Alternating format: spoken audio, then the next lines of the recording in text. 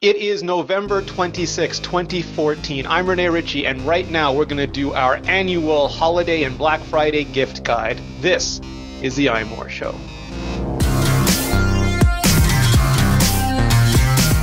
Joining me today is a woman that we're trying very hard to convince that Harry Potter is just Star Wars in land.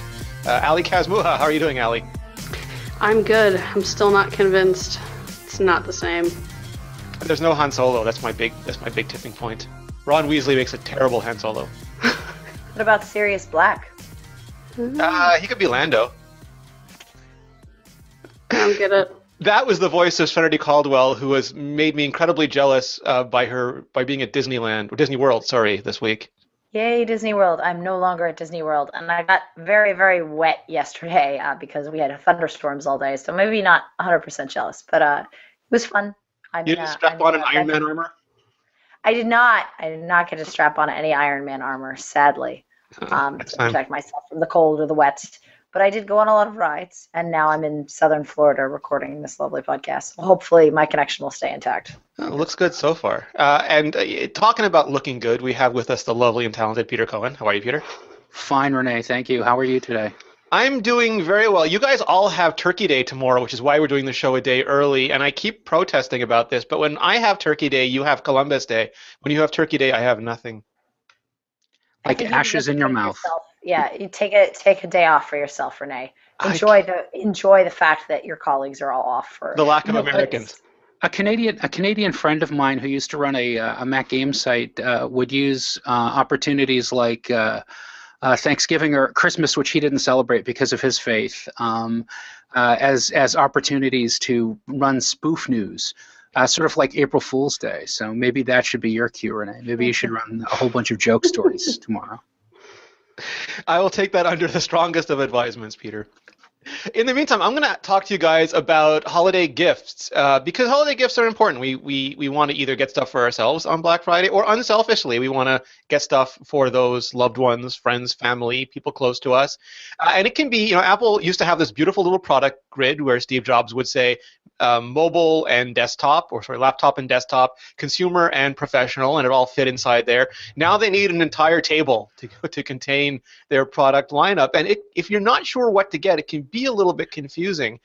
So let's start with iPhones. The cheapest iPhone is the iPhone 5C, but at 8 gigabytes, I can't recommend it to anybody. I would just advise you to get a sale price on a better iPhone. Yeah. The only thing I can see the 5C being good for as a starter phone for a 12 or 13-year-old.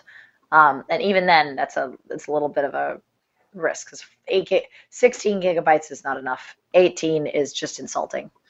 It used to be in a lot of emerging markets, and the thought process was these places only really used BBM or Facebook Messenger because data and voice were so expensive. They were very minimalist.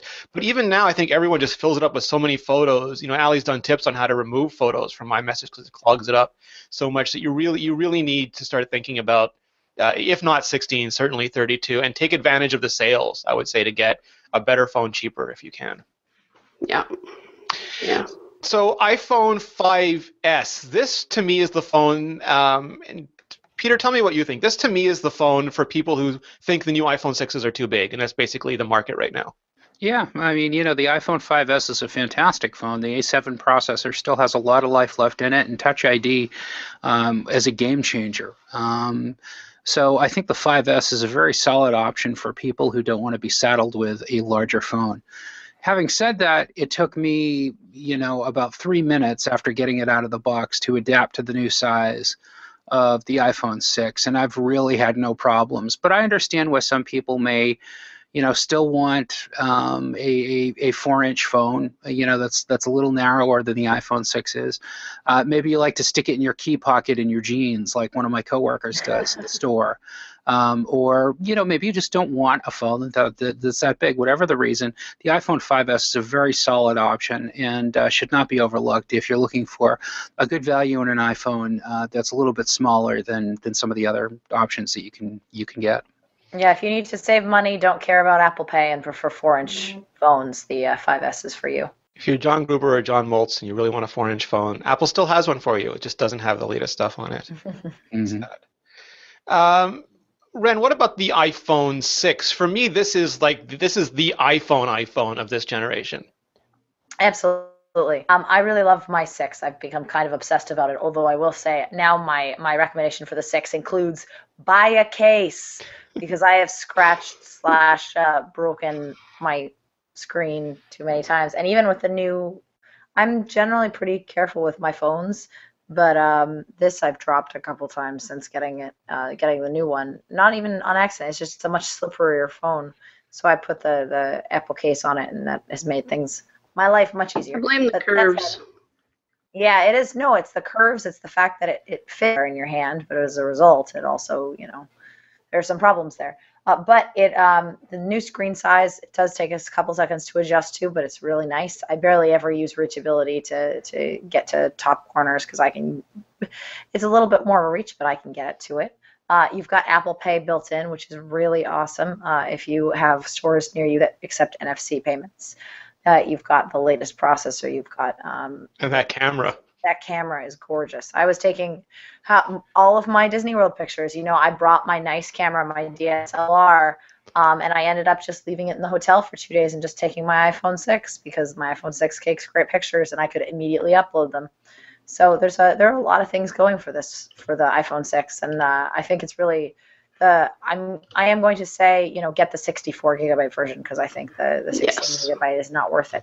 But if you don't care about super giant screen sizes and you want the latest and greatest that Apple has to offer, camera improvements are not that much better in the iPhone 6 Plus to warrant getting the 6 Plus solely for camera improvements. So if you're looking for the latest and greatest iPhone for you or your loved ones, iPhone 6 64 gigabyte is the one to do it. I don't know if you feel the same way as me, Ali, but I like the 6 a lot, but I just can't get over the battery life of the 6 Plus. I woke up, I Yes. forgot to charge it last night. I've been using it for 2 days and I'm still at 50%. Yeah, I'm kind of in the same boat. I sat there when I was writing my gift guide and I was like, I don't know which one to pick. I don't know. Like it was like almost like I had an anxiety attack trying to decide which I liked more. So I was like, screw it. I'm just going to go with the iPad Air 2. Because, I mean, hands down, that's probably my favorite device that Apple has released this year. But I use my 6 regularly. I much prefer the size, but the battery life of the 6 Plus, I'm on the edge. I don't really want to take 2 phones when we travel this winter, and I really think I'm going to take the 6 Plus just because of the battery life. It's insane. I will say that being at Disney World the past couple days, when we hit 6 p.m. or so, I was really being like, I wish I had an iPhone 6 Plus right now because Yeah. my phone was at 20 or 30%, and there's no battery cases for the 6 right now. Yeah, And there's not. until it exists, yeah, I was like, oh man, when CES hits next January, I'm gonna be really unhappy to have only a 6. I feel like, the true test for me was my girlfriend I have never seen anyone be more murderous on batteries than she is. Just because she's a realtor and she's like actual phone calls eat up more battery than anything. She would charge her 5S a minimum of 2 times by 4 p.m. I mean, she just would be on the phone so often. And the first day she had her 6 Plus, she came home so excited. She was like, I have 40% left on my phone. I mean, she can go a whole day without having to charge that phone. So right there, I was like, okay, the battery life is kind of a big deal. So I did Singleton and I did the iPad event without having to worry about battery, and that's just Yeah. never been the thing before. I can't do it with my 6. My 6 does pretty much get me through a whole day most of the time. I've never had a problem making it past like 5 or 6 p.m., but sometimes I'm down to 20, 30% where I feel like if we're going out for the evening, I have to charge my phone first, where Heather doesn't have that problem. And like Ren said, the camera, like the optical image stabilization, is only really helps you in very specific circumstances and to a very specific thing. Your noise will be slightly less noisy, which is Yeah, not and a sales thing for a lot of people. you really have to put the pictures. I did a comparison, and I mean, if I didn't have the pictures side by side, I would have been. You're perfectly happy with either. And honestly, with extensibility and all of the photo extensions now, I mean, you can lighten a picture in the Photos app in a matter of seconds. I haven't gotten anything off my iPhone 6, even in low light, that I wasn't happy with. The 6 is a little bit brighter, or the 6 Plus, but not much. The other thing that there's a promise of tiny iPad-like functionality because you have the split view controller and landscape, but very few apps take advantage of that. And because Apple doesn't let you target only specific iPhones, we're not seeing like the Paper app come down or Pixelmator come down to the phone anyway. So to me, it really is if you want a big screen, if you want a 1080p screen because you want to watch a ton of videos, play a ton of games. I used to travel with an iPad mini. I don't anymore because the iPhone 6 Plus is big enough for that. I think it really comes down to whether you want a phone or you want something bigger than, like more than just a phone. Moving on to iPads. Ali, you said the iPad Air 2 was your favorite device this year. Why is that? It is. I was really, really rooting for an iPad Mini 3 that was the same as the iPad Air 2. I figured, Apple just screwed up my whole cycle. I wanted to do an iPad, a large one, and then a small one the next year and just keep up with that. And it just wasn't where it needed to be for the iPad Mini this year. But the iPad Air 2, I can notice a difference weight-wise, even over the original iPad Air. Touch ID, I found myself using the iPad a lot more since the original iPad Air came out, and since I much prefer the smaller form factor of the 6, the iPad Air 2 is still something I like to travel with and have on me for movies and stuff on planes. And I don't know, I don't think I would like to watch movies on the iPhone 6 Plus, and that's typically what I do when we're traveling and reading books, and I can't read on the iPhone. I don't know if bad eyes or I don't know. I like the larger screen of the iPad still. I love the iPad Air 2 as well. You can get an original iPad for $100 cheaper now, and I understand why some people think that's a great value. I think the screen is so much better, and the ability to have Touch ID and Apple Pay, it's really like the older ones, and same with the iPad Mini. The older ones are being discounted heavily. It's not that the new ones are expensive, but Ren, or let me ask Peter first because you work in retail. How are you recommending the different iPads to people right now? Well, the iPad Mini versus the iPad Air, 2, the iPad Air, iPad Mini 3, iPad Air 2. I think a lot of it comes down to the preference of the user. For a lot of my customers, because where I live, there are a lot of retirees and older people. It comes down to a matter of both mobility and how good their eyes are. So, they may be interested in the smaller iPad, but when they actually start using it, they realize that it's going to be a little bit more of a challenge to actually interact on the screen, and it's going to be a little bit more of a challenge to see stuff on the screen. Even using accessibility features, even using tap to zoom and stuff like that, or pinch to zoom, it isn't the same. It isn't the same user experience. So for many of them, the iPad Air form factor remains the best option. Obviously, your mileage may vary. Some people like to have the smaller size. It can fit into a purse much more easily. It can fit into a small bag much more easily. So there are important considerations for carrying it around as well. And Ren, I don't know about you, but I can't recommend the original iPad Mini for the same reasons I can't recommend the iPhone 5C. No, I've stopped using my original iPad Mini, and it makes me so sad because I love that form factor. I cannot wait until all the stuff that's in the iPad Air 2 shows up in the iPad Mini. But until then, I've switched to my iPad Air 2 full time. I mean, it's lighter. It's light enough that it doesn't feel like a 10-inch iPad. The screen's still too big for me, but overall, it's quite nice. And yeah, the iPad Mini is just too slow, too old. Doesn't support the right amount of things. It's good for schools and enterprise if you're buying hundreds and thousands of them maybe, but I feel like it's not for humans anymore. Yeah, I purchased my mom an iPad Mini, I think last Christmas, and she loves it because she can put it in her purse and take it everywhere. She loves to read when she's waiting for stuff. So stuff like that, and for casual use. I definitely probably wouldn't recommend the original iPad Mini anymore, but the iPad Mini, the new one or the one with Retina display, the first generation, Apple still has the first generation with Retina display, don't they? iPad Mini 2, it's been rechristened. Yes. So that, I mean, depending on budget and if that's what you can afford, it's a decent tablet, I think. So I would say, and let me know if anyone disagrees with this, that the iPad Mini is still for people who prefer portability and travel and want to have something that they can easily keep with them. And the iPad Air is more for people who want something around the house or around the school or around work, who has the larger screen and the larger interface. And with the iPad Air 2 specifically, that whomping huge Apple A8X processor, which, Peter, we learned it has a custom GPU now as well, not just a custom CPU. Indeed, yes. So, games will be gamier than ever. I probably wouldn't recommend an iPad Mini to anyone that has an iPhone 6 Plus either. That's true. I honestly wouldn't Too recommend close. an iPad Mini to anyone until next year. Yeah. I mean, I think the iPad Mini, what is it, the Mini 2, Mini 3? Yeah, maybe Mini three. 3. iPad Mini 3 is an okay device, but the performance gains are so much greater in the iPad Air 2 that if you have to have the latest and greatest, get the Air 2. If you can wait a year, wait a year. Yeah, absolutely agreed. We're going to take a quick break so I can tell you about Fracture. Fracture is a company that prints photos directly onto glass, which has been described as being like hanging your iPad on the wall. Colors pop like you won't believe, and it even comes on a solid backing that's ready to mount right out of the package. All you have to do is stick the screw in the wall and hang it. They even throw in a screw, which is very considerate. It's all really affordable too, with prices starting at $15 for their small square size. And they make fantastic gifts for family and friends because they're the perfect way to celebrate a shared memory with someone that is also unique and modern gift as well. Each Fracture is hand assembled and checked for quality by their small team in Gainesville, Florida.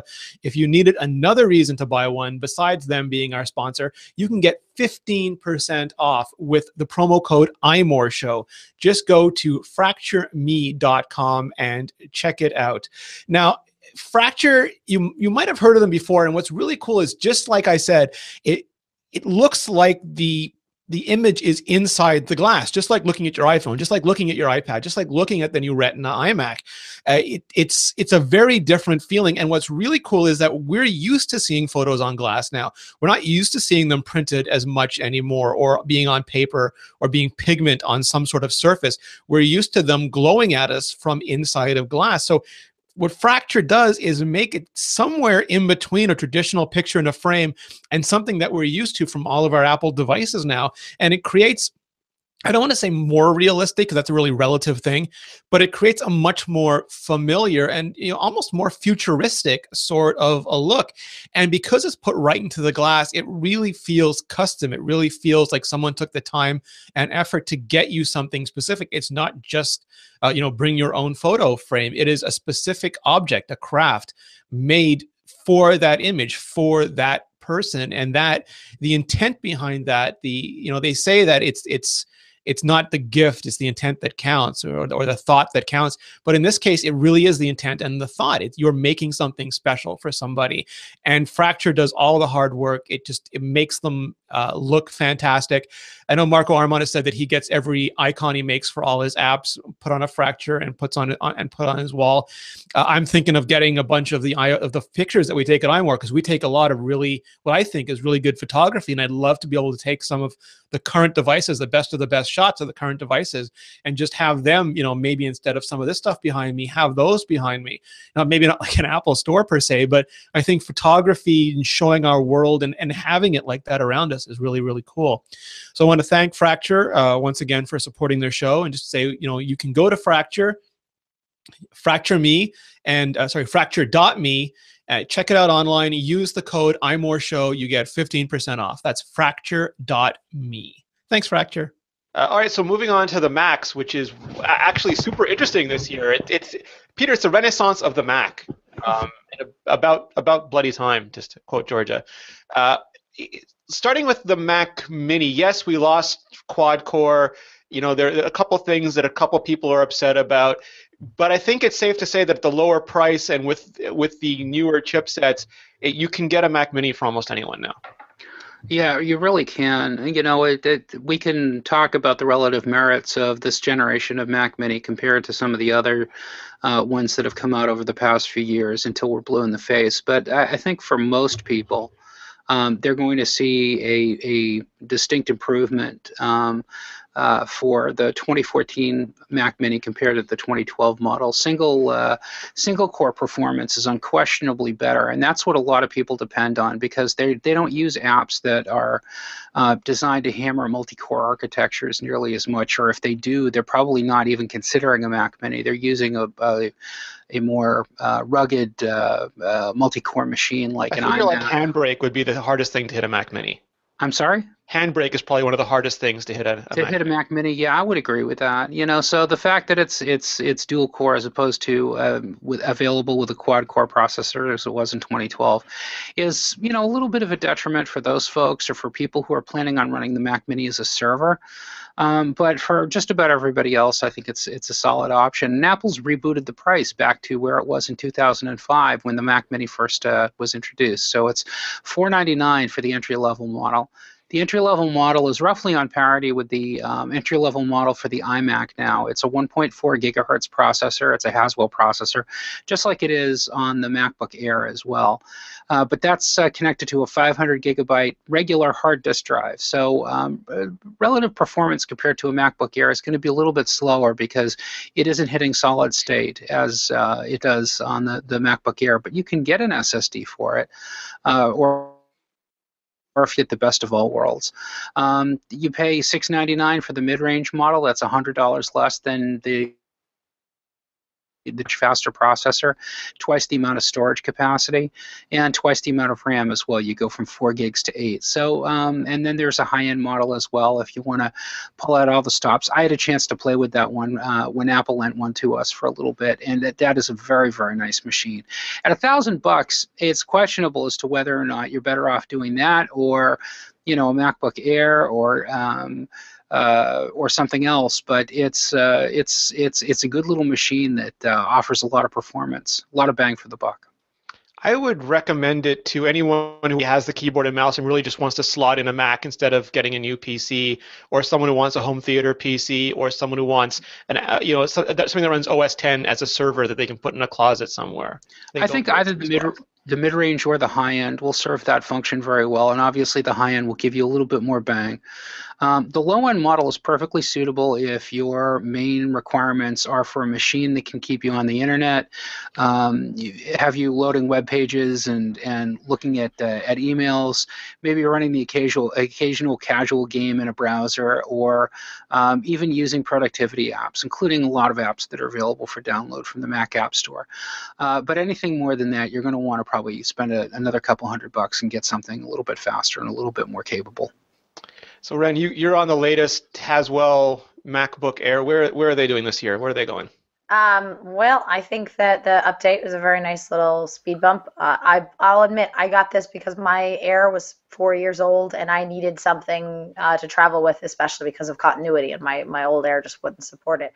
But I kind of plan on getting rid of this guy and upgrading to a Retina on MacBook Air as soon as it pops its lovely head out the door.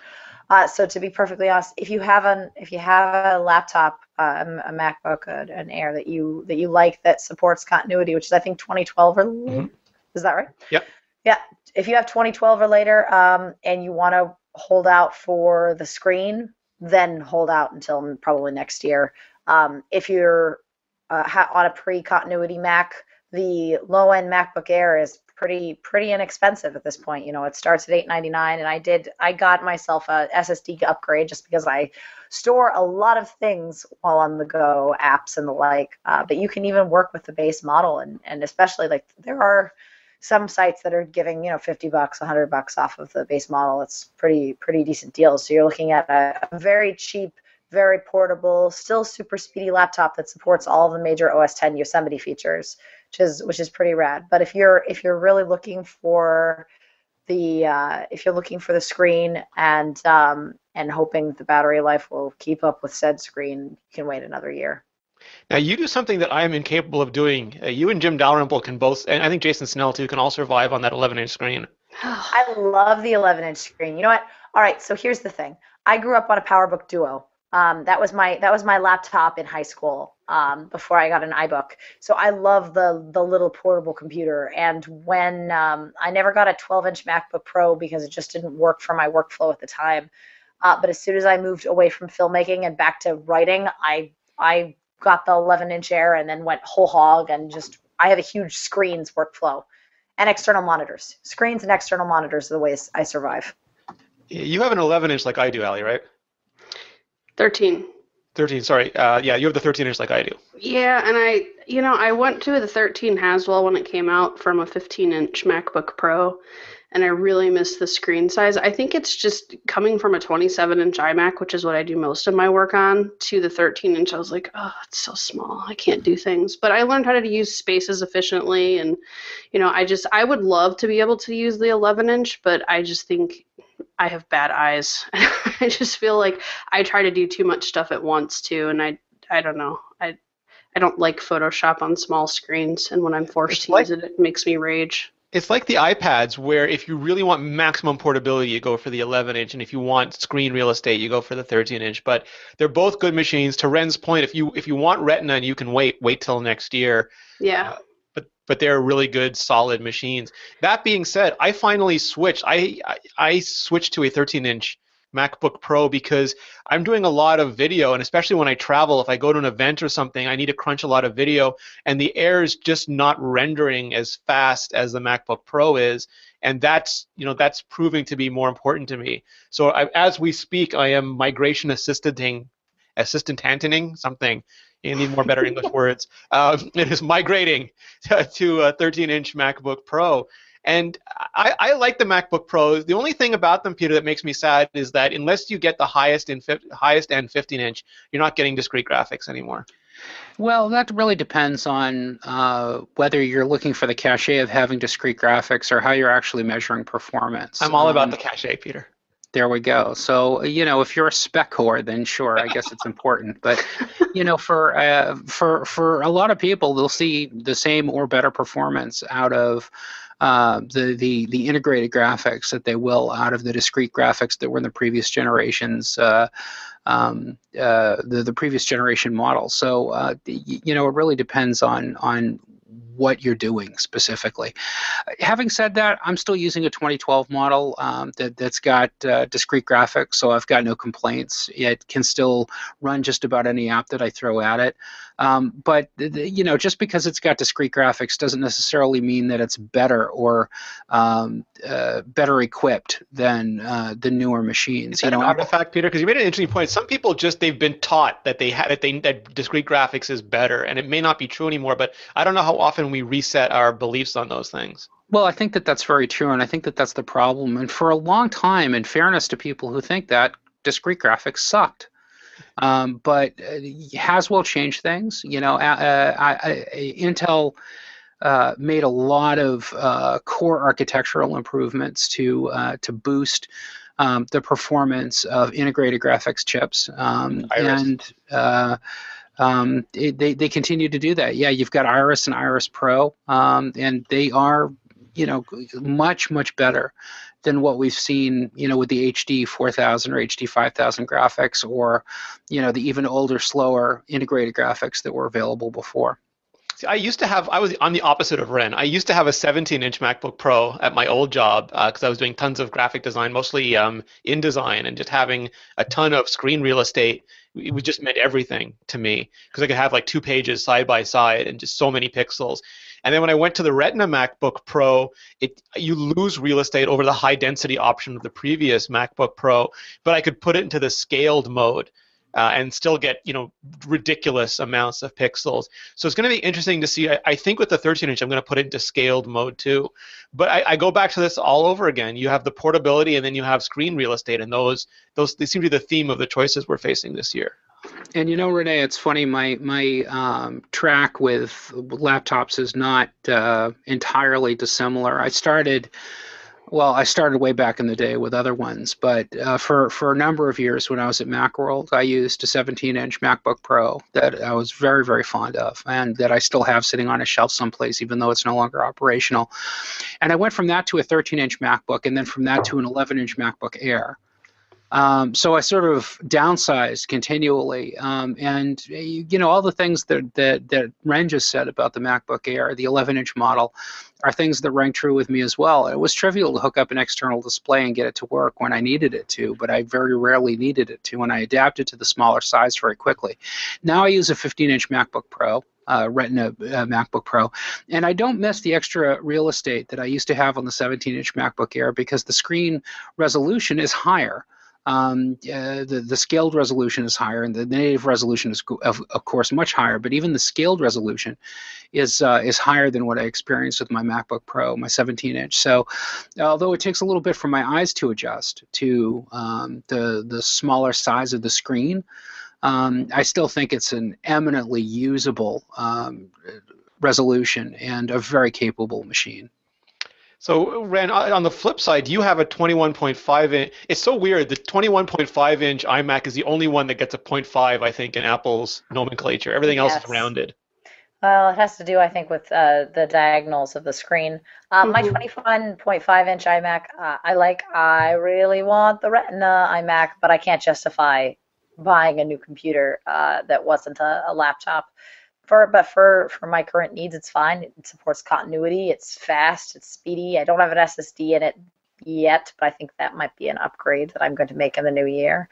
I think it's a really solid machine. But if you have the cash, the Retina iMac is gorgeous. Well, you made a good point a while ago that the 21.5 inch kind of fits in the nook space that you had for it. Yeah, I mean that's the other thing, right? Is that I live in a studio, and as much as I want the 27-inch Retina computer, my desk isn't that big, and I really need something that's going to fit in my room without me having to buy the VESA compatible model, which of course, with the new iMacs, you have to choose at start whether you want one with the base or you want one that you can mount to the wall. And given that I rent, it's very hard for me to justify, oh yeah, I'm going to buy something that mounts into my wall and that may or may not tear out my drywall, or I'm going to spend hundreds of dollars on a VESA compatible arm that I can attach to a bookshelf. Like there are considerations to be made. And Ali, you have the 27-inch standard display iMac. I do. I bought the 27-inch, whatever the top model was last year when it was the first slimline one that they came out with, where the 21.5-inch you can't upgrade the RAM, and everyone was in a big uproar about that.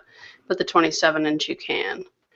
So I have that model. I really want the Retina model, but I can't justify it either. I think my first Retina computer will be. I held off on my laptop. I almost bought a 15-inch MacBook Pro this year, but I figured I'd wait. If I can, I've adjusted to the 13-inch, and I kind of don't want to give up the battery life and just the portability of the Air. So if I could have a 13-inch Retina MacBook Air, even I guess maybe a 12-inch was what they were saying. I don't know what's going on with that, but I figured I'd hold off and wait, and that will probably be my first Retina computer. My iMac has lots of life in it. Even the 27-inch standard iMac is still, I don't have that computer, but I have the 27-inch LED display that I was using with my laptop, and that's still a gorgeous It's a display. great It's an display. IPS panel, and it's so big for photos and everything. I had a 27-inch iMac, the thicker version from I think maybe 2009 before I got this machine, and there's a huge difference in display quality because it's a laminated panel. It's kind of the difference between the iPad Air and the iPad Air 2. I see a huge difference because you're negating that space between the glass and the display. Mm-hmm. So it's a gorgeous display. I saw the Retina display on the iMacs in an Apple store a couple of weeks ago for the first time, and it kind of did made me cry a little inside. It's gorgeous, but I just can't justify it. It's like, and we're going to get to this in a second, but it's like a Lamborghini or a Ferrari right now, where you're buying it because you're buying it. I mean, there's very few other reasons. You're saying, I have the cash and I want it. Now, I would really like if they would eventually release just a 5K cinema display. Yes. And I would happily just toss that right next to my current 27-inch iMac, and then I would have dual displays. But you'd need something. So that's the problem, because Dell just released their 27-inch 5K display, and it requires 2 cables, and it looks like OS X can't drive it properly. And it'll be interesting to see how PCs do, because those 2 cables mean each side is being rendered separately, and then it tears down the middle sometimes. So Yeah. if Apple does release a 5K display, my guess is, and Peter can correct me if I'm wrong, they're going to wait till Skylake comes out when they can use Thunderbolt 3, and you'll need a Mac that has Thunderbolt 3 to drive it. Well, and at that point, I might as well just buy a 5K Mac. Or a Retina MacBook Air with a Thunderbolt 3 on it. I mean, back in the day, Apple did have a 30-inch dual-link DVI display, but I don't think that Apple is going to backslide into that sort of configuration again, because even on a Mac with Thunderbolt 2 ports, as few of them as there are, you'd have to use 2 separate channels in order to drive all those pixels. So yeah, my expectation is that we're going to wait until Skylake and Thunderbolt 3 before we see something like that. However, that's less than a year away. So by this time next year, we should be looking at new machines that have that capability. So I have neither the self-control nor the good judgment of Serenity or Ali, and I immediately ordered the Retina iMac as soon as I saw it. I had to have it. I was covetous of it, and I am really, really pleased with it. The screen looks like an iPad Air 2 screen. It's not as high down. It's 218 versus 264, PPI, sorry, but you're farther away, so it still looks like a Retina display. It's still super close, laminated to the surface. It looks absolutely fantastic, but it really is something for I think a photographer, a videographer, a designer, someone who will take advantage of those pixels. I'm not that important yet. No, it's just Yeah. And the other thing that's interesting, though, is that the Dell 27-inch 5K display costs as much as the iMac. So if you are a Mac aficionado, do yourself a favor and take the free computer and just get Apple's version. Yeah, Right. I would really like Apple to release some kind of external display. I know it probably won't happen. I'd just be interested to be able to see if you could watch displays from other manufacturers and see. I kind of want to keep an eye on displays for a while and see if The there's. Dell one is gorgeous. Like, the gamut is fantastic. I'm gonna hold out hope that I can just eventually hook a display. It'll come. It'll come in time. In time. So Peter, that brings me squarely. Like I was talking about Lamborghinis and Ferraris, but now I want to talk about the Bugatti Veyron of computers, which is the Mac Pro. That is no big changes to that this year. So that's the conventional wisdom for that is still, if you need that many cores, you'll know it. Yeah, no changes at all since the machine debuted in December of 2013. If you were looking for an excuse to buy a Mac Pro, unfortunately, Apple hasn't given you a new one to consider anyway. But yeah, the Mac Pro is a parallel processing monster. It has more cores, or it can be configured with more cores than any other Mac in the lineup. It uses a Xeon processor and error-correcting memory, so it's very heavy-duty. Plus, it's got these two gorgeous GPUs, graphics processing units from AMD that are specifically designed as workstation class GPUs, as opposed to the sort of home/gamer parts that you find in other Macs. What that means is that if you're doing work in OpenCL, if you're doing gene sequencing or physics modeling, or if you are doing video production and you're doing sophisticated special effects and color correction and other stuff, you're going to see a lot of benefit there with a very well configured Mac Pro that you're not going to see out of any other Mac configuration, not even the Retina iMac. But as you alluded to, Rene, if you're kind of scratching your head going, do I need that much horsepower? You've pretty much answered your own question, and chances are you don't. If you have to ask the price, you probably can't afford it. In the same token, if what I'm talking about is just going over your head, chances are a Mac Pro is a lot more muscle than you need, or is the wrong kind of muscle more than anything.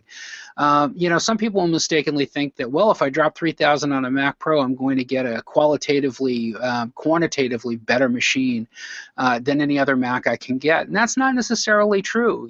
Initial benchmarks, for example, for the model that you got of the Retina iMac, show that it actually outperforms that quad-core base model Mac Pro in some respects. So Single-threaded tasks. Yeah, exactly. So, it's something that you have to be careful with. But the Mac Pro is also the most expandable Mac. It's got 6 Thunderbolt 2 ports on the back of it. It's got 4 USB 3.0 ports on it. It's also got a HDMI 1.4. You can drive 3 4K displays, which you can't do with any other Mac in the product line. And it's all solid state. There isn't a hard drive inside of it. It's SSD. It's also got expandable memory. So there's a lot to recommend it. But if you don't know if you're going to need it, chances are you probably really don't. If you need a Lamborghini for your morning commute, you probably know you need a Lamborghini for your morning commute. And if you need a Lamborghini for your morning commute, maybe you need to reassess your morning commute. I'm on the Autobahn for half the drive, Peter. So, Serenity, while you were away, we debated whether or not to include iPods on the Apple gift guide this year, and we ended up not including them because the sales had fallen off the charts, and they'd canceled the Classic, and they hadn't updated them this year. And I was a little sad about that, frankly. But I think it's sort of time to move on. Like the watch is coming up, the iPhones are cheaper than ever.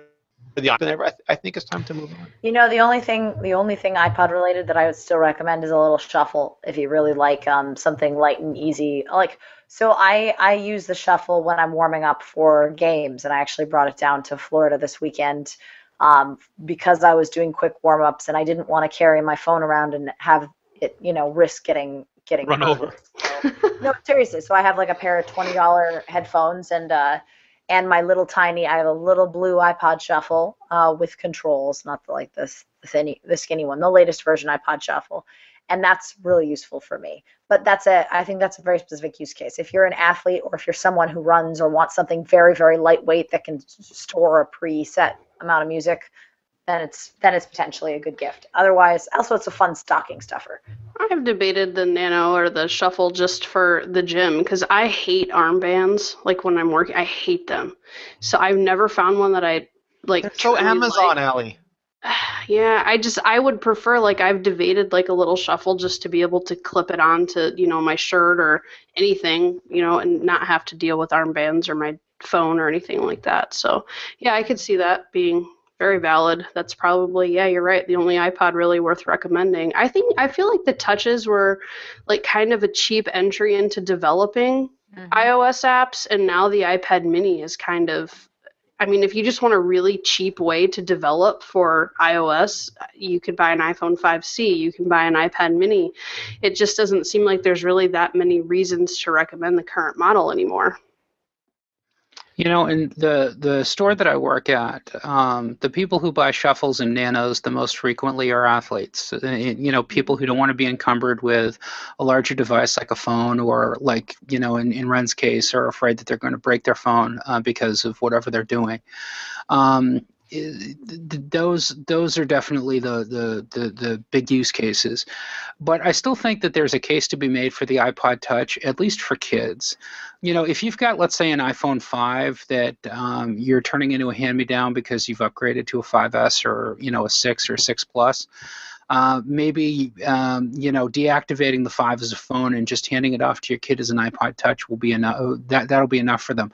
I know that in past generations that's been enough for my kids. When they've wanted iPod Touches, I've taken my old iPhone 3GS and stuff like that, and repurposed it for them to use as iPod Touches. But the iPod Touch is still a very viable machine.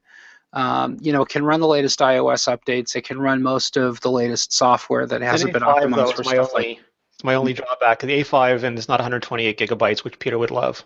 Yeah, no, absolutely. I think that those are good things. But when I sell them to people, those are the people who I'm selling them to. People who want an iOS device for their kids or for a relative who doesn't want to be saddled with a monthly payment plan for a phone, or doesn't want all the functionality of a phone. Having said that, it is very long in the tooth, and it is overdue for an update. And I'm hoping that Apple will finally get around to bumping up the iPod Touch to something iPhone 6-ish sometime in 2015, but I'm not holding my breath. I'm going to echo Ren's advice from earlier with the MacBook Air, and say that if you can wait till next year, do so, because you'll have the watch to choose from, and maybe there'll be more. Yep. We'll take a quick break so I can tell you about Grammarly. If you have ever been frustrated by the Instagram app on the iPhone and non-existent on the iPad, then Grammarly is for you. Grammarly was written because people were unhappy with the iOS Instagram app. They wanted something better. They wanted something that worked the way they thought that it should work. So they went through, what's the best way to say this? They fixed the things that were wrong with Instagram. I'll just say it. The best way to say it is the plainest way to say it. With Grammarly, you get multiple accounts and you can switch between them at will. So, for example, we have an iMore Instagram account that I almost never use because I have to log out of Instagram, log back in, and it's a pain. They make it hard to do. They make it uncomfortable to do. Maybe that's for a reason, but it's not for the reasons that I like. So this, just multiple accounts, you can switch between them all. You can decide what feeds you want to see, what feeds you want to hide. You can use Touch ID to lock your account. You've always that you give someone your phone, they can start going through all your stuff. Maybe there's stuff on your Instagram you do not want them to see. It is your business. It doesn't even have to be anything that someone would have a problem with. It could just be your stuff, mine, and I don't want to share it. You can lock it with Touch IDs, which is just phenomenal. It gives you a list of hashtags trending that are personalized to you. You can like images, follow people. You can get all the actions you're used to on Instagram, just better and more easily accessible. You can have a configurable grid view. You can double tap images to show them full screen, because that's what iOS is supposed to do. You double tap it and it zooms. Now you're trying to double tap and it favorites and it's awkward. And this double taps to show the image full screen, and from there you can zoom into it, swipe around. You can do what you want to do. When you're on an image page, you can swipe left to see all the images from that person, and from anywhere you can quickly swipe right, then left to show everything else without losing your current spot in navigation. And Instagram is terrible at saving state. So if all this sounds good to you, and if you're an Instagram user, I bet it sounded good to you instantly. You just like, where can I get it? Stop talking already, Rene, and tell me where I can get this app. Well, you can get it from Grammarly.com. That's Gramorry.com. Or you can just search the App Store for Grammarly, and you can get your gram on. I want to thank you, Grammarly, for supporting the show. So now that all the Apple-y stuff is out of the way, we can get to the secret fun stuff. Ali, I'm going to start with you because you're the most immediate person on the left, thanks to Google Hangouts shuffling order. What are a few of your favorite, non-Apple, non-necessarily techie things for this year? I had to really kind of dig for non-techie stuff. One of my favorite things that we picked up this year was a water pick. I don't really know how I didn't get one sooner, because flossing your teeth sucks, and those things are like so much better and take half the time. We picked one up a couple months ago, and they're awesome. So there's really nothing to say except they're awesome. I didn't mean like the non-Apple device thing.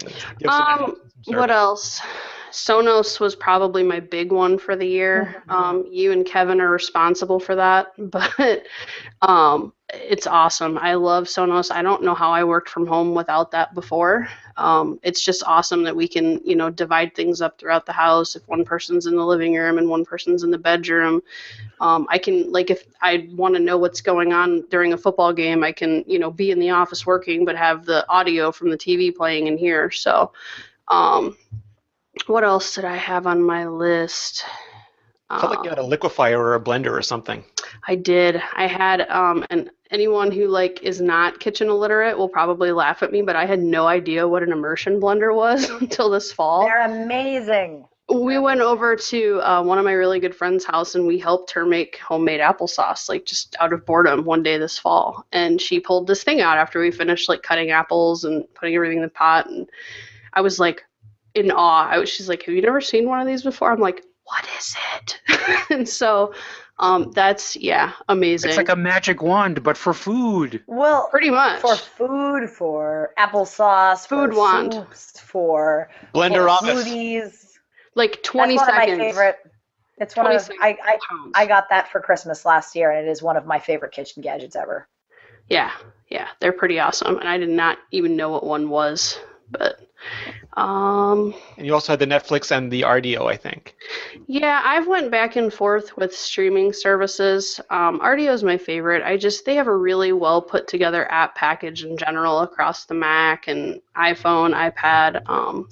It's just always suited my needs. I feel like it's really reliable. I've had many times and I've had this happen with Spotify and a couple Beats especially. I would sync stuff for offline playback, and it would say that it was there and it was eating my storage, but then it would never play.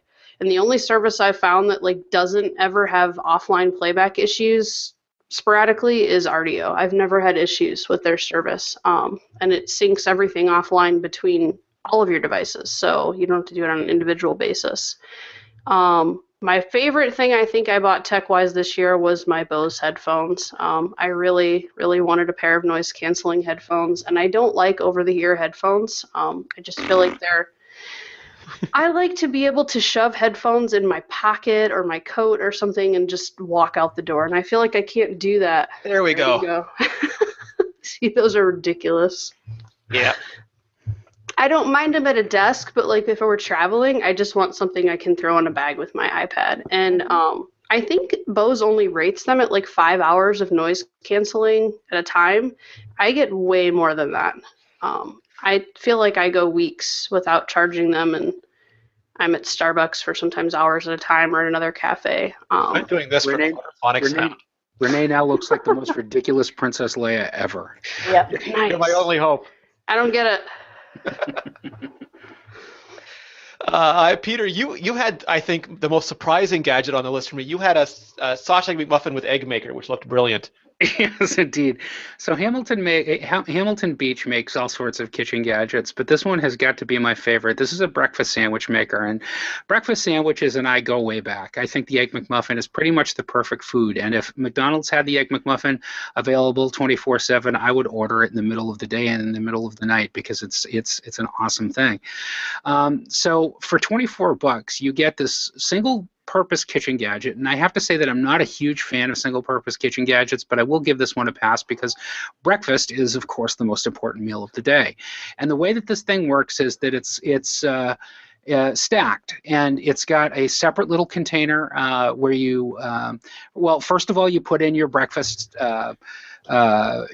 bread. So you can put in a bagel, you can put in an English muffin, you could put in round waffle. Maybe you might have to trim the edges a little bit, or a pancake, so you can make any kind of breakfast sandwich you want. And then you put in your meat, if you want to have meat in it, like Canadian bacon or a sausage patty. Back bacon, nothing Canadian about it. That's right. And a slice of cheese if you want, or any other toppings. And then there's this little containment vessel on top of that you crack an egg into. And then you put your top piece of breakfast bread in there, and then you just assemble the whole thing and cook it for 5 minutes. As soon as the green light hits, you can take it apart. You slide a little trap door to make the egg collapse onto the rest of the thing, and out comes a breakfast sandwich. And all the parts that are in between the cooking surfaces are removable and can pop in a dishwasher very easily. Some of our colleagues at other Mobile Nation sites have these, Renee, and they swear by them. Adam's Ice, and I just think it's the coolest little thing for $24. So. It sounds like a breakfast miracle, quite frankly. It really is. It's a breakfast miracle. It's the Hamilton Beach breakfast sandwich maker. What else was on your list, Peter? Let's see. Well, another kitchen gadget, actually. I drink a lot of tea because I haven't been able to drink coffee since August because of the surgery that I had a few weeks ago. And I've come to find out that different teas, if you drink a white tea, or if you drink a green tea, or if you drink a black tea, different teas steep at different temperatures to extract the most flavor. But trying to get your water at a specific temperature is kind of a pain in the ass. I mean, you can sit there with a kitchen thermometer and kind of fake it or overboil your water and then wait for it to cool down, but it seems like a long line for a short ride when all you want is a cup of tea. So the Cuisinart CPK-17 is the answer to this, and I first became familiar with this last year, Renee, when I met you and the rest of the Mobile Nations team in New York. You guys had one of these in our hotel suite where we did much of our filming. And the CPK-17 is this cool little gadget that has, from Cuisinart, has temperature settings right on the handle, and a backlit water window showing you how much water it can hold. It can hold up to 1.7 liters, so it can hold plenty. And you can set it to a full boil if you want to. Otherwise, if you're cooking, if you're making white tea, or if you're making green tea or whatever, there are different settings for it. Very handy little gadget. It costs $80. Pretty soon we'll be able to control that with our iPhones. You guys will probably yell at me. I'm like the laziest tea maker ever. We have a Keurig for coffee, and I sure do just put water in a cup with no K-cup in there. Boo. I used to do that all the time. Sometimes I'm not lazy, but most of the times, if I'm just making tea and I don't really care, I use the Keurig just to bring myself to get a Keurig, because to me it feels like paying for printer cartridges just to drink coffee. Yeah, you really are, especially now that the cartridges are DRM'd. No, seriously, they are. And the new ones, they're DRM'd. It's crazy. And then another thing I've got on my list are Sony's MDR10 RBT wireless Bluetooth headphones. I think that they offer much better bang for the buck than Beats do. I'm not a big Beats fan, even though Apple owns them now. And I, unlike Allie, do prefer to have a pair of cups over my ears. These are mine. I don't always wear them on the show, but I do infinitely prefer the sound and the comfort level that a nice big pair of cups offers compared to in-ear earbuds like these. So you can pick them up for about $200, and they work very well. And the passive mode lets you continue using the headphones with a wire even after the batteries run out. Batteries last for about 17 hours at a stretch. But if you happen to be in the middle of a flight or something and your battery's cut out, you just plug in the wire and you're good to go until you can get some new batteries in there. Awesome. How about you, Ren? What's on your list this year? Oh God, I have a bunch of different things. I actually, for iPhone users, I have a bunch of sort of case and cool little gadget related recommendations. Yeah, you had like a case of the month club or something. Yeah, so actually, of all things, this is the only thing I've ever bought thanks to a Facebook ad, which seemed odd. I was like, when I first saw this, I'm like, this is kind of strange. There's this place called Casetify, where they offer these custom-made cases that basically artists can design and sell using this sort of. It's just a plastic back covering that covers the corners of your phone.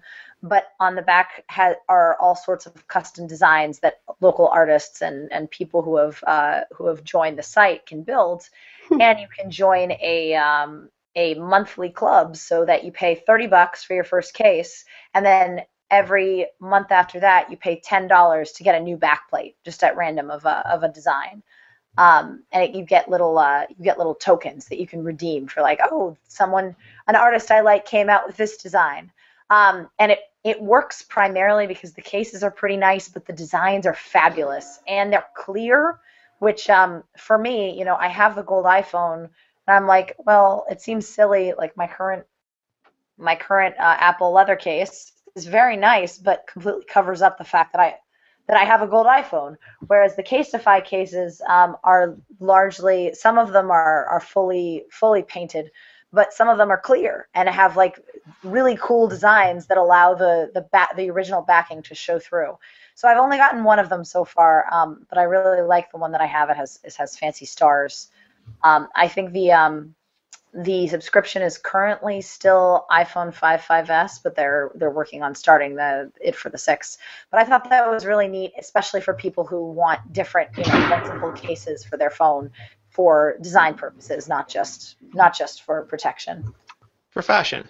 Exactly. Well, I mean, it is a fashion accessory in some. I don't wear my hair the same way every day, and I don't want to have my iPhone in the same case every day. Oh no. The other thing, let's see, I had a couple apps, including Transmit for iOS, which I still think is amazing if you have to do any sort of file transference or uploading to the web. I was making GIFs of my Disneyland experience and sending them to friends and family by using an app called GIFMill, and then uploading to my web server via Transmit because the GIFs were too big for Tumblr or Twitter. So like, that's an app that may not appeal to everybody, but I think is really awesome. The Pixelmator suite, I think, is a fantastic entry-level option for people who are looking to do some photo editing, whether that's just filters, whether that's building these beautiful templates for books. I think it's a really cool set of programs, and because handoff is supported, you can easily pass it between your iPad and your Mac, which is really, really awesome. I put on, in the camera vein, I put on PhotoJojo has a thing called a pocket reflector, which basically, for people who aren't in the know, a reflector is basically a giant white-sided and silver-sided piece of fabric that you can hold up and bounce current light in the room onto somebody. And PhotoJojo has, I think it's like $20 or something, where it's a pocket reflector that's about this big, but it folds up into about something this big. So you can have it in your bag and go out and do a photo shoot and have a reflector instantly at your disposal. And I have one of those and I love it. It's Their so website useful. in general is just full of all kinds of devilry for photography. I get their white balance lens caps. Mm-hmm. I use those, are so much easier than using cards. Oh, for sure. The Photojojo in general, it's such a good stocking stuffer place for like photography friends. I've bought so many like little under $20 gadgets that You can buy like mugs that look like lenses and all kinds of fun stuff. they're really cool. And I would be remiss not to recommend Canon's 40 millimeter pancake lens for people who want to, venture into single, fixed frame photography. I got my pancake last year when I went to Italy, and it remains the lens that I use most often on my camera. It's helped me not only learn how to shoot manually more effectively, but that lens produces such beautiful photos and it's for only $200, which is really, really cheap for that quality of lens. And I think you, Marco, and Tiffany had me totally convinced to buy that lens. You definitely should. It's amazing. Let's see. I'll quickly highlight 3 more things. I've been really obsessed with Goal Zero, which is a web company that focuses on solar powered gadgets that also allow you to charge your electronics. And one of their gadgets is a thing called the Lighthouse 250 lantern, which is a 250 lumens LED lantern that has a hand crank and USB ports, and can also be charged using an attached solar panel. But I believe it's something like $60-$70, and not only does it have a really bright, really awesome light that you can take camping, you can charge your phone while you're there. It has a hand crank so that if you really need, emergency power, you can do that. And it works with solar technology. In general, I really like those guys. I like the stuff that they're doing, and I'm really excited to like have a little bit of survivalist gear in my otherwise very non-survivalist home. As long as there is the sun. Yeah, as long as our sun does not explode, I will not be completely much like Kal-El, destitute in the zombie apocalypse. Exactly. And lastly, this is a bag that I've been testing pretty much all year for big, long trips, and I love it so much. It's the Waterfield Designs Outbag Duffel, which is basically, I wish I had it in this room. I would show. If Indiana Jones built a beautiful leather canvas duffel bag with fun beehive colored paneling indoors, it would look like this. It's a duffel bag that's incredibly heavy duty, but looks really nice. It looks as expensive as it actually is, if not more. It has a couple of really nice compartments, and the inside you can get it dual zippered, so that each side of it's split in the middle, and you have separate zippers for each side, which allows you to compartmentalize like dirty clothes and clean clothes, or in my case, derby gear and normal human clothes when I went to travel to Florida to do roller derby this weekend. It's airline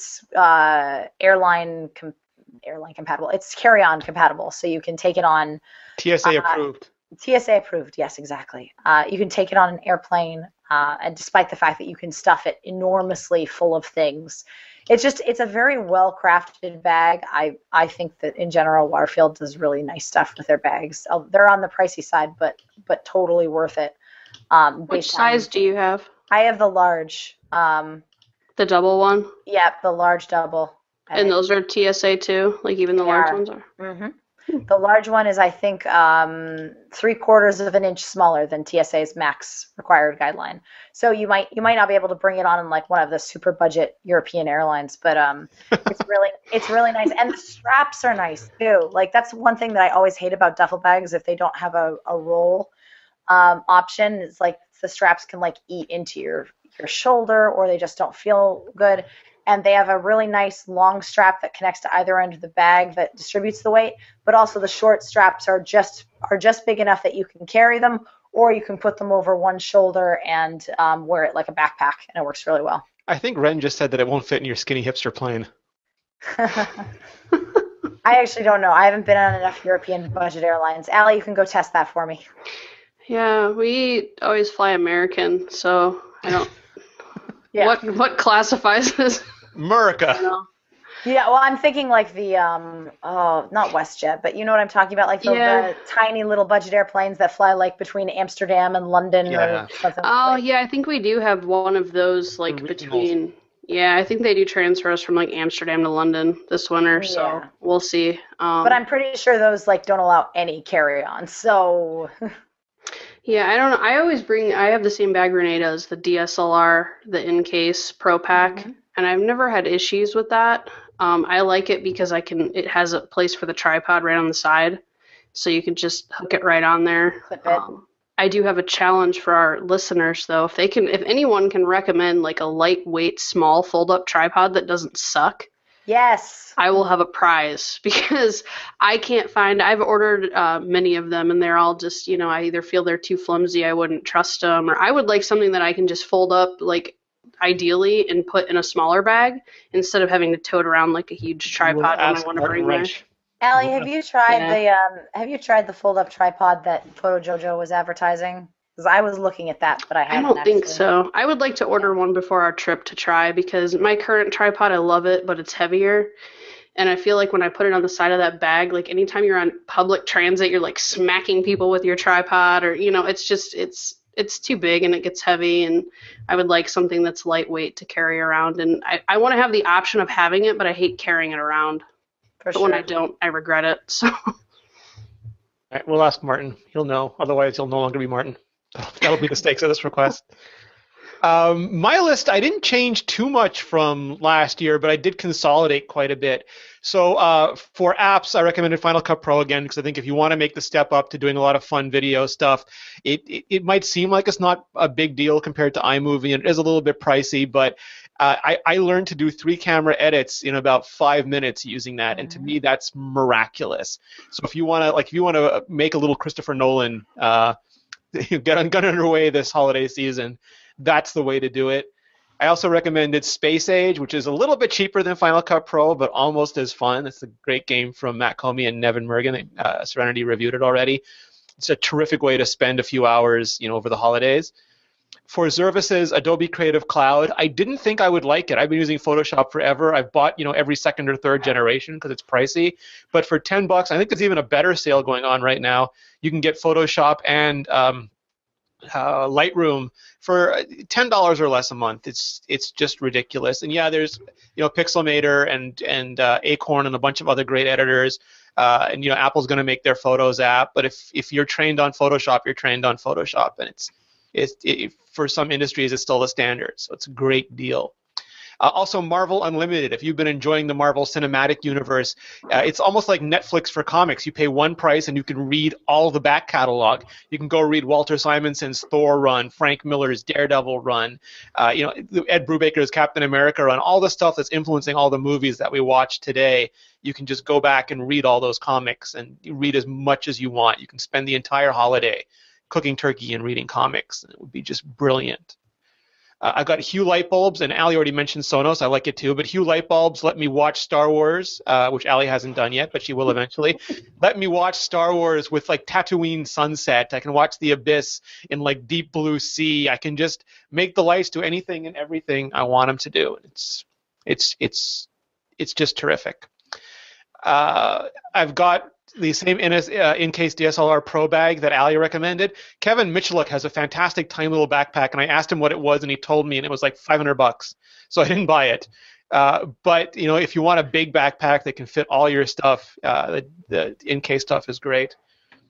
I've used that bag for so many things because you can pull out the dividers for camera lenses. I mean, I've used it to like throw clothes in like last minute. I just like take the dividers and stick them up against the side. And I mean, you can use those compartments for literally anything. I've never been in a situation where that bag didn't fit what I needed it to fit. I filled it with Canadian bagels to bring to my American friends.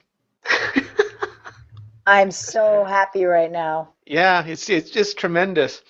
For the last few years, my family has been getting me these babies, which are global knives. These are Japanese single-piece stainless steel knives. I've tried German knives. I'm not going to make any jokes about American knives. But once you start using, if you like to cook, if you actually enjoy cooking, if you think that it's the closest human beings can get to alchemy, then good chef's knives are just amazing, and all sorts of good knives. I got the set originally on In Canada, we have Boxing Day, which is sort of analogous to Black Friday. Everything is on sale. So I got, a set of them really cheap. And every year I've got the steak knives and I've got the fillet knives and some other things. And they're just super, super good quality. And once you start cutting with really good knives, it's almost as if you know how to cook. Almost. Not quite, but I can't. It does make cooking feel a little bit more achievable. And some people will say, yeah, I have this ever-sharp serrated dart. No, that's garbage. You don't want no ever-sharp serrated nothing. You want really good quality steel. Certain things are just, good. This is the AeroPress. It looks like nothing. It's made by the guy who made those aerobie frisbee things. But it's just a simple press. You fill it with delicious coffee. You press down on it, and it makes pretty much the best coffee I've had at home. It's super cheap. It's like $20. It's. I see Peter nodding. He can't have coffee now, Peter, so I feel bad recommending it. But it's a fantastic coffee maker. Yeah, no, we've got one and it's awesome. Absolutely, yeah, it's a fantastic way to take a cup of coffee. And what's nice about it is that there's very little waste. Afterwards, even the filters are extremely, extremely small. But yeah, if you like a good cup of coffee, AeroPress is a great way to go. The downside is that it makes 1 or 2 cups at a time. So if you have 18 people over for a party, it's going to be a little bit tedious.